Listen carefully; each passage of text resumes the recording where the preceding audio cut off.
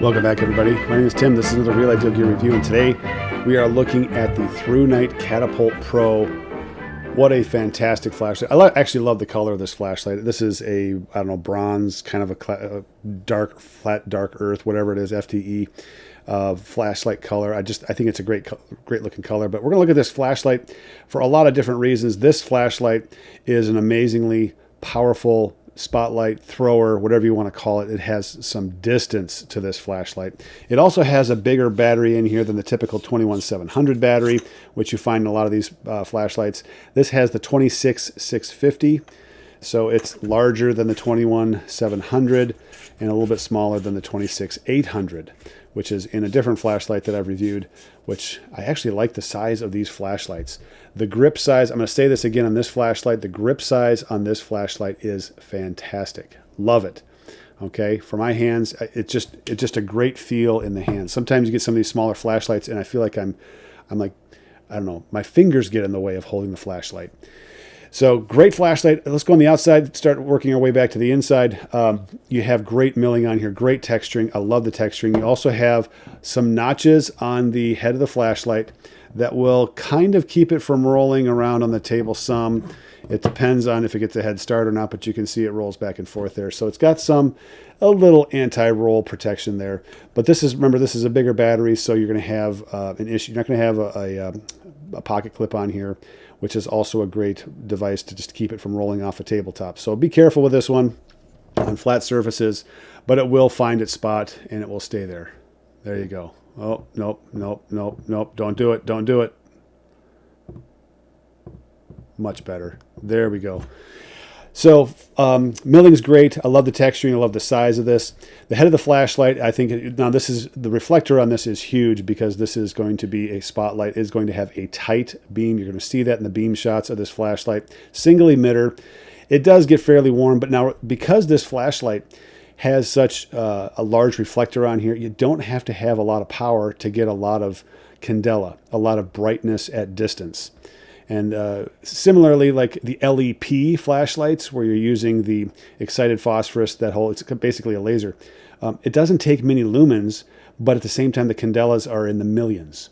So it's how the light is actually organized and collated into a beam that really matters. So this is one of the examples of that. Here's the opposite example of this, a flashlight that I have reviewed.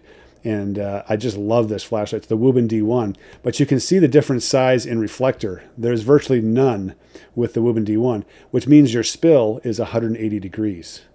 Okay.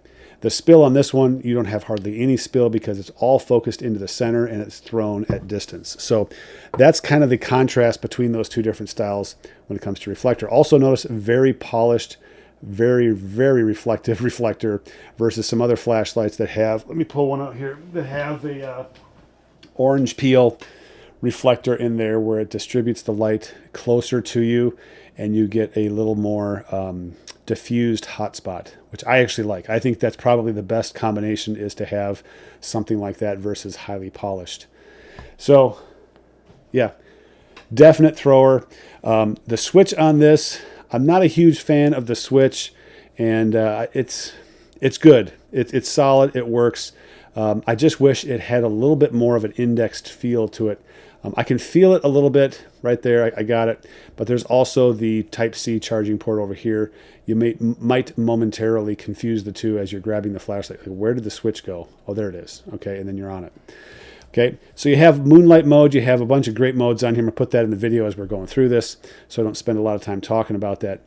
But the throw on this, the candela on this is amazing. And combine that with a large 26650 battery, you're going to get some duration out of this. You're going to get some intense light out of this flashlight. Fantastic flashlight. Really like the flashlight. Now, let's go to the outside. Let's take a look at this thing in action outdoors.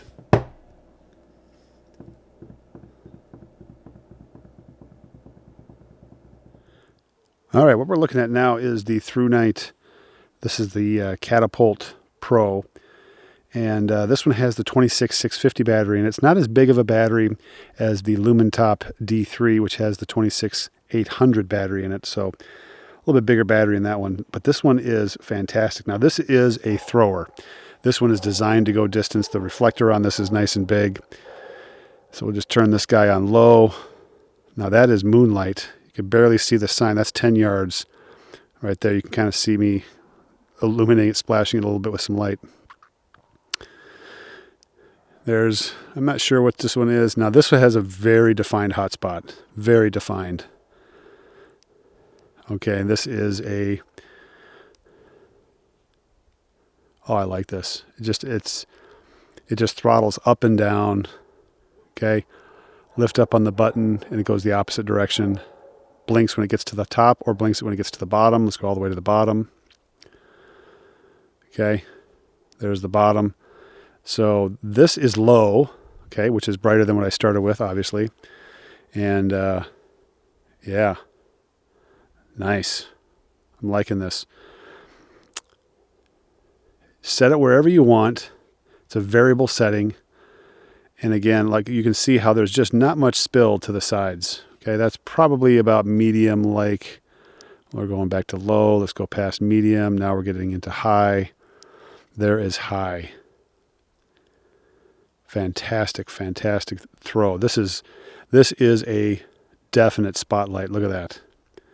We can go all the way up in the trees up here.